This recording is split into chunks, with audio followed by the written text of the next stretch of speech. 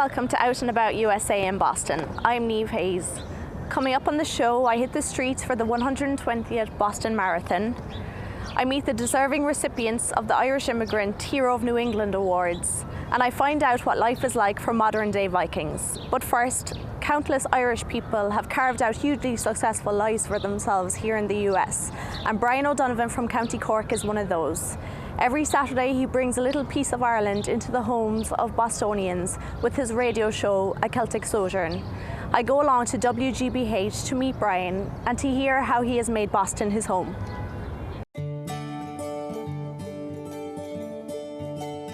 Well, WGBH is a big broadcasting behemoth, really, in public broadcasting behemoth in the US. WGBH is a station that produces a lot of the iconic television programming that's distributed by PBS. So we produce programs like Frontline and American Experience, Antiques Roadshow, and Masterpiece, which of course had the recent hit of Downton Abbey. It redistributes a lot of English productions, and also Nova, our wonderful science program. But we're also radio. We have a lot of radio stations. So we've got a fully committed classical radio station, 24/7 classical radio station called WCRB. And our main station here, WGBH, has been converted over time from a fine arts station really into a news giant in the area. But it has at the weekend some lighter programming, including Garrison Keillor's Prairie Home Companion, for example, some of the comedy radio shows, some of the storytelling shows like The Moth, and also A Celtic Sojourn, which goes from strength to strength here on Saturday afternoon. So I'm delighted to be part of an organization that has been so supportive over the years. The show started back in 1986, was the first time I broadcast, October of '86.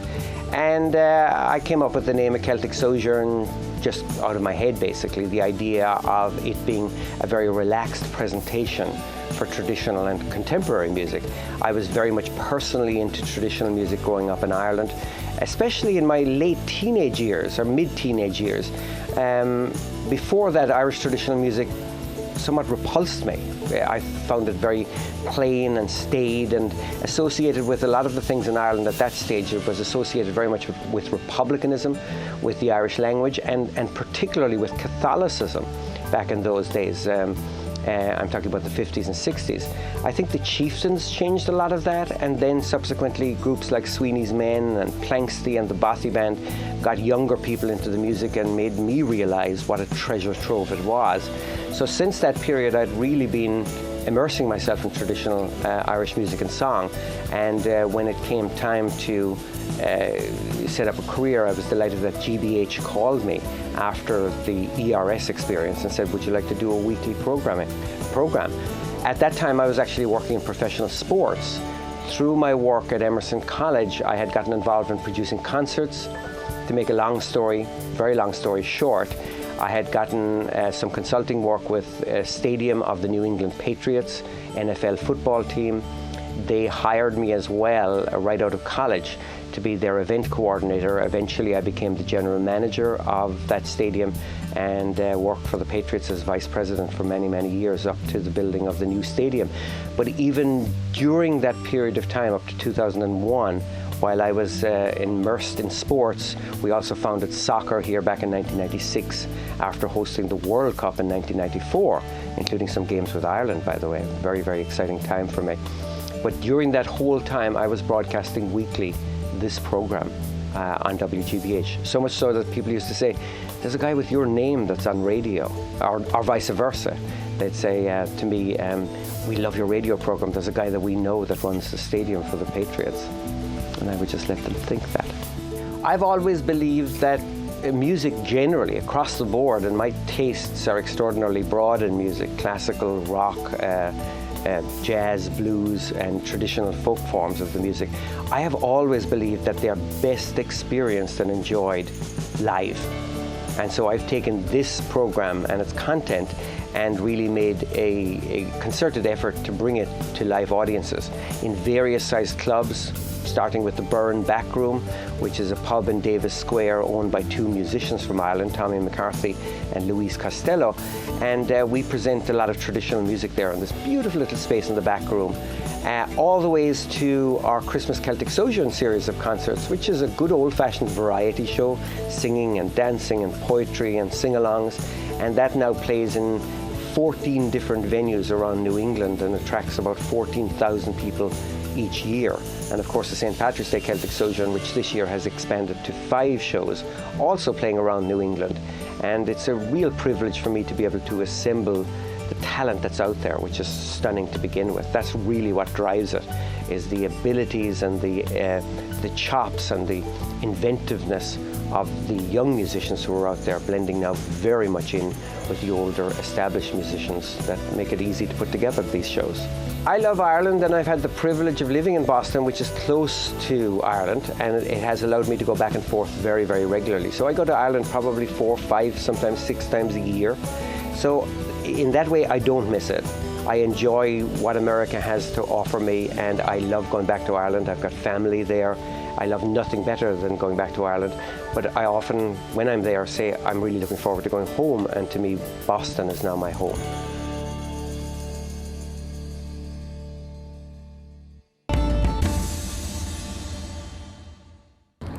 The Irish Immigrant newspaper has been in publication for almost 30 years in Boston, and each year it recognises those who've contributed to Irish society and the Irish spirit in the US. This year, 4 people received the Hero of New England Awards, including one to Mayor of Boston, Marty Walsh.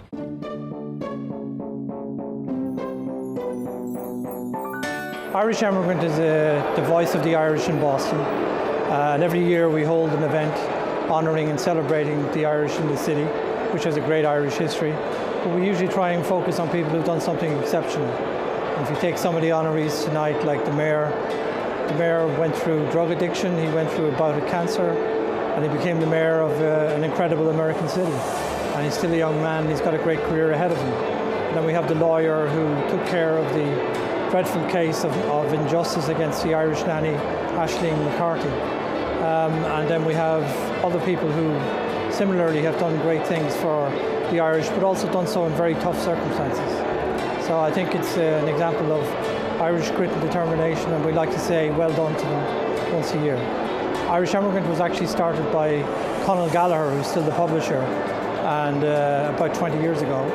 And a few years ago he joined up with Irish Voice in New York, and we now run the New York and the Boston version of the paper. The Boston version is significantly different because it publishes local news, obviously, and the New York one does the same thing for New York. So they work very well together. What will be here tonight is over 200 people who are the heart and soul of a community that still is very vibrant and thriving despite the lack of immigration. And it's great to see them all get together and honour people of their own who have done so much for the city and for the Irish reputation. So my connection is I represented Aisling McCarthy in what's called the nanny case now, but she was wrongly accused of murdering a child, and she did not do it, and was exonerated, thankfully.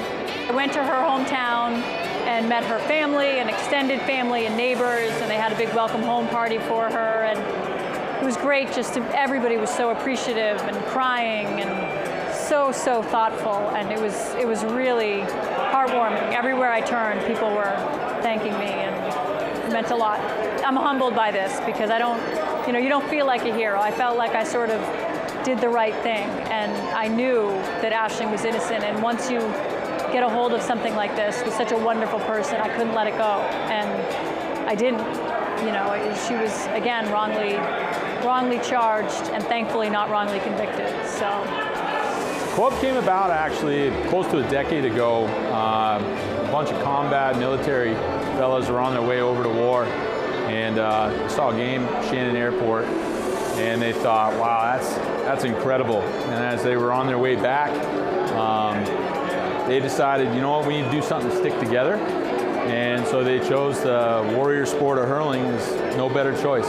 Receiving the award is really it's a big deal. It's we sort of regard ourselves as a group of guys from a small pub in Concord, New Hampshire. But truthfully, it means a lot to us because from the roots of how we started all the way to where we are right now, to continue this going on year after year, to be engaged in the local Irish culture through the Boston GAA, mean, we have guys with the name of Sullivan or purebreds. We got mutts like myself, Mullen, and then we have guys like Gregoire and Pulowski that are a different breed altogether. But when we're on the field, we're all Irish. Yeah, the hurling team is an amazing story. They basically created a hurling team when they were in Iraq. They saw Irish hurling when they stopped over in Shannon Airport, and they liked it so much that they started their own team, which is kind of incredible when you think of it. But they've persisted, and they now play in New Hampshire. They play in the Boston leagues, and apparently they've won a few games. So who knew that American soldiers with no Irish background could end up playing hurling? It's great to see it. It really is. Well, I'm also the president of the County Roscommon Association of Boston, and I'm active with the Boston Irish Social Club also, as well as the member of the Cultural Center, and I used to be in their board of directors many years ago. Well, it was an honor that they selected me among the whole Irish community, as well as 3 other recipients. It's a great honor and a privilege that I was selected tonight.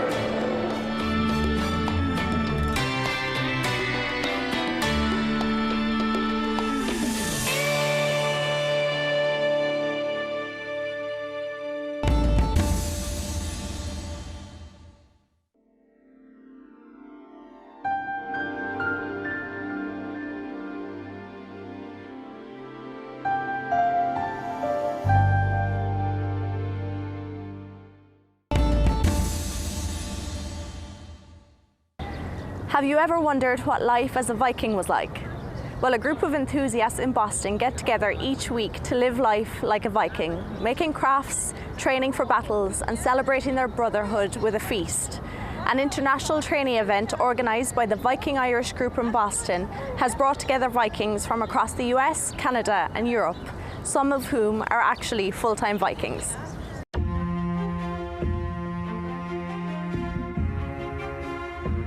My name is Mike Sweet. I'm the leader of a group in Boston called the Viking Irish, which is the chapter of a worldwide organization called Jomsborg. And Jomsborg has chapters on just about every continent. There's thousands around the world. I moved here 2-3 years ago from Texas, where I discovered Jomsborg there, and I couldn't be without it. And so my wife and I have devoted every moment and every thought to getting Jomsborg going in Boston, and Boston welcomed us with open arms. Slowly but surely we found people who were as interested as we were. I mean, we knew what the scene looked like worldwide, but we had never seen it in action in this part of the country, so it's pretty exciting to see it coming together. Now, 2.5 years later, we have 30 people that have been to Texas. We have Canadians here. We have people going to Europe. The important part about Jomsborg is the international brotherhood that it is. And so our saying is one shield, one brotherhood. So you'll see lots of different kinds of shields here, but the black shield with the red cross is the Jomsborg shield, and that's the one we identify with worldwide. So we train every weekend, twice a week usually, and we eat together, we drink together. And the important part of Jomsborg for me is the fact that it brings together people from all walks of life, all religions, all politics. All of that is left at the door. And we come together as Viking brothers and sisters, and we learn as much as we can about Viking history. Our gear and our weapons are all reconstructions of archaeological finds. We make them as accurate as they can be. So we have this fantastic athletic activity we do together. We have a lot of great intellectual discussions about history, and we just have a lot of fun together. So the Viking Irish, I think, have a special place in Boston, of course, because of the Irish history here. So today, this group in Boston, the Boston Viking Irish, is a member of Jomsborg, the greater international entity. So as the Jomsborg training officer for Utland Storm, that is the American Jomsborg, I am often flown out to show groups and give them direction in their training. This training is very unique and very special because there's a group here in Boston, and there's also a group in Montreal, Quebec, and we're both Jomsborg groups, but they're from a different storm. They're from the East Storm, the Polish Storm, and they have their group in Montreal. So this training was a marrying of two groups coming together that come from two different styles of fighting and meeting the middle ground. So we're doing fighting in our Western style system, and that's what we're teaching.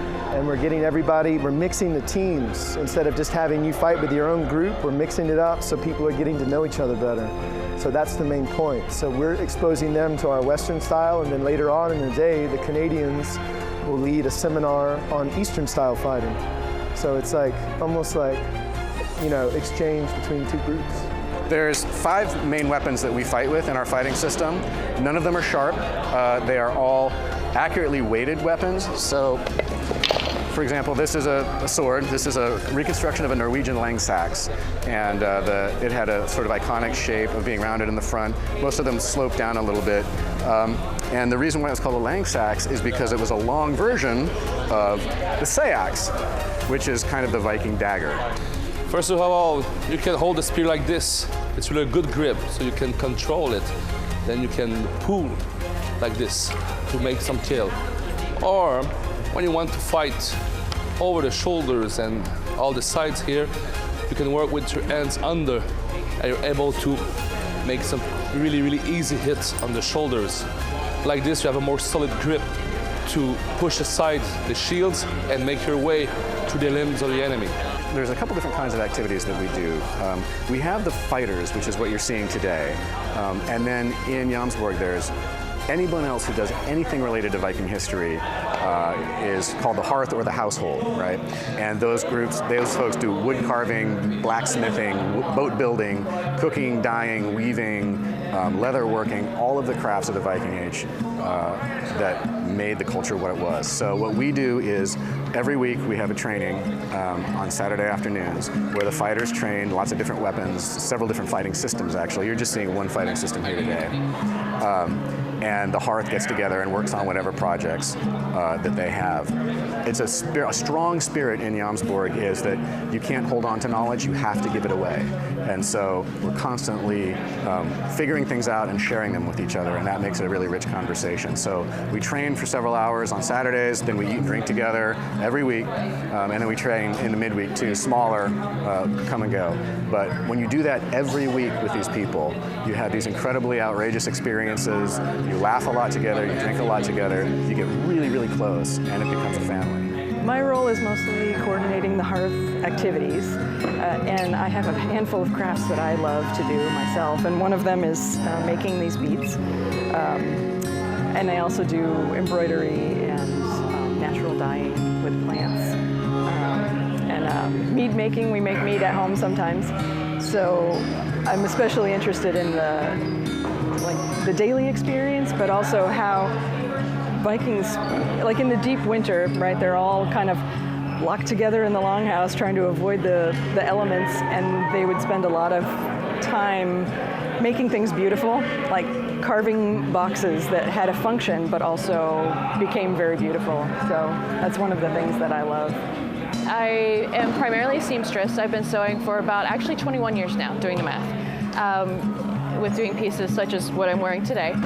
And I also do a lot of yarn work. I started as crocheting approximately 10 years ago and breaking out into yarn and actually spinning the yarn, turning it from the wool base into the actual spinnable yarn that you can work into belts, fabric itself, etc.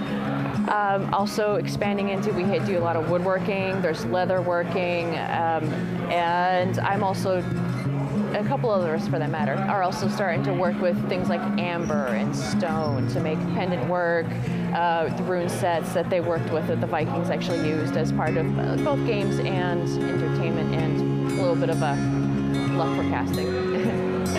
So in Jomsborg, we train together every week.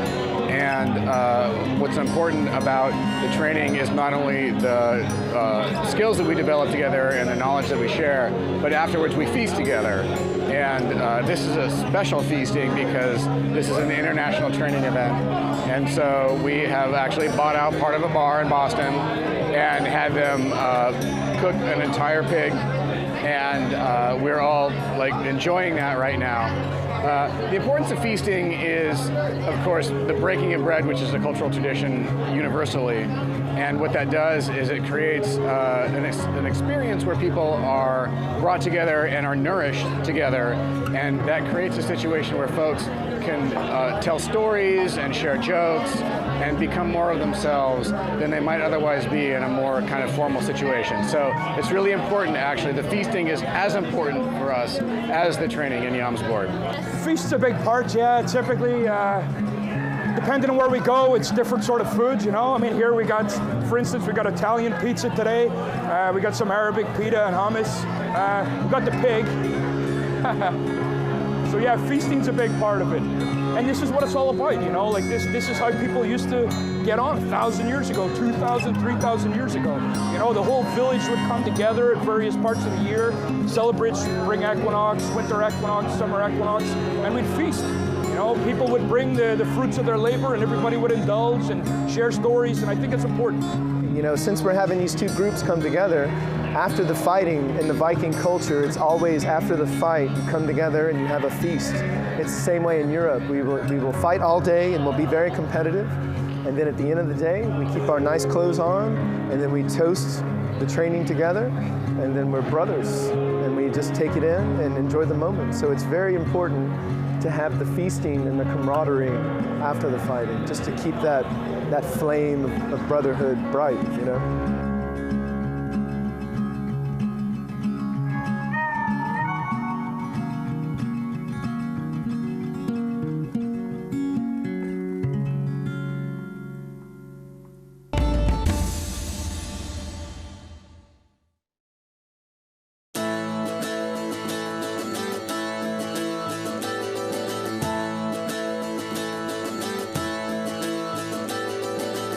The Boston Marathon is in its 128th year, with 27,491 runners taking part in this, one of the most famous marathons in the world.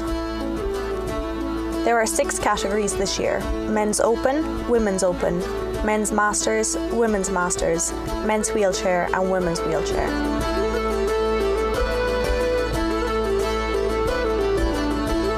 The marathon starts west of the city in Hopkinton and follows the 26.2-mile route through Natick, Wellesley, Newton and into Boston's Boylston Street.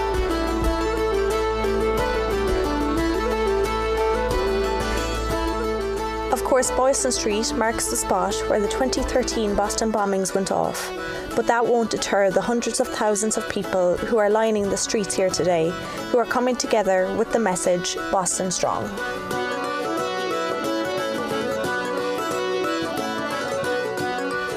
Lemi Berhanu Hale of Ethiopia won the men's in a time of 2 hours, 12 minutes and 45 seconds, while Atzede Besa, also of Ethiopia, won the ladies in a time of 2 hours, 29 minutes and 19 seconds.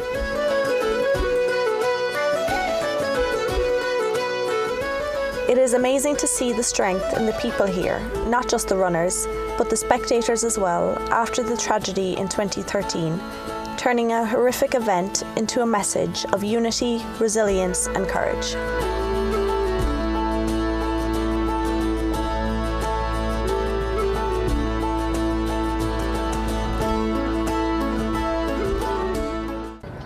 That's it from all of us here in Boston. We hope you enjoyed the show. If you have any feedback or ideas for future shows, please contact us on Facebook, Twitter or email usa@irishtv.ie. Until next time, slán.